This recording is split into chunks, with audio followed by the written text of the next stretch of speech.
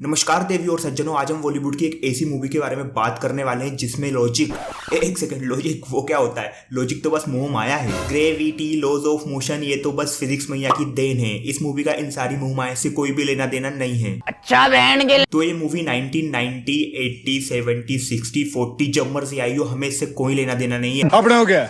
अपने को सिर्फ पानी निकालना। इस मूवी का नाम है शपथ और मूवी के हीरो क्या बोला बे, अपने मिथुन दा और ब्लू चेकी दादा।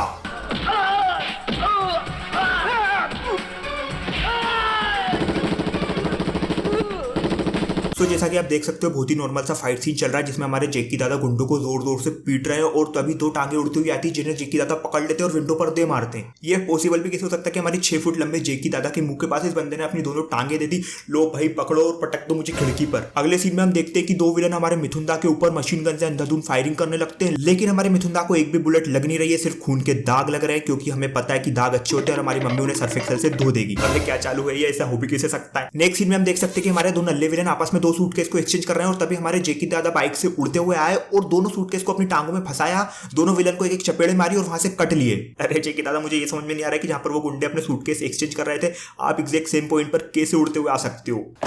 पर हमारे जेकी दादा कुछ भी कर सकते हैं, जैसे कि इस सीन में वो दीवार पर चल रहे हैं।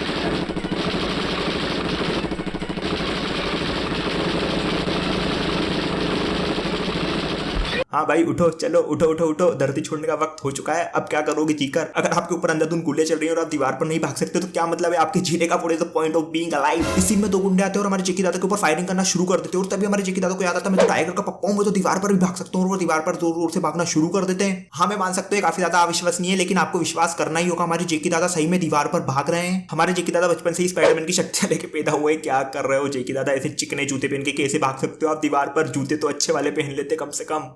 लेकिन कोई नहीं, पूरी दीवार पर भागकर सारी गोली को डॉज करते हो हमारे जेकी दादा फाइनली गुंडों तक पहुंच जाते हैं और उनकी 12 बजा देते हैं। उसके बाद हमारे नल्ले गुंडों ने हार मानी। उन्होंने बोला कि जब गन से नहीं मर रहे हैं मर्द के बच्चे तो चलो तलवार से ही ट्राई करते हैं। और फिर ये तलवारें लेकर आए और हमारे जेकी दादा को काटने की कोशिश करने लगे। मुझे ये समझ में नहीं आ रहा है कि हमारे जेकी दादा को काटने आए हैं उनके साथ डांडिया खेलने आए हैं। सनेड़ो सनेड़ो लाल लाल सनेड़ो।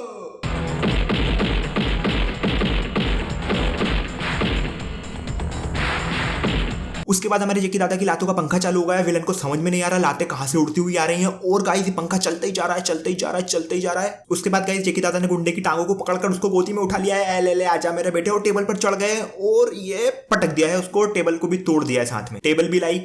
मुझे क्यों तोड़ा? उसके बाद गुंडे ने अपनी खोपड़ी जेकी दादा की खोपड़ी पर दे मारी और हमारे जेकी दादा को कुलांटी मारकर फिका गए हैं। लेकिन मुझे यहाँ पर ये चीज समझ में नहीं आ रही कि जब जेकी दादा को गुंडे ने मारा तो वो उसके ऊपर थे, लेकिन ये कुलांटी मारकर साइड में कैसे गिरे। उसके बाद हमारी हीरोइन के अंदर का ब्रूस ली जाग जाता है और अपनी लंबी लंबी टांगों से सारे गुंडों को पीट देती है। फिर अपनी टांग को एक गुंडे के ऊपर रख के सारे गुंडे को टुच मारने लगती है और ये सारे गुंडे उन्होंने मार दिए और इस गुंडे की टांगे चौड़ी कर दी।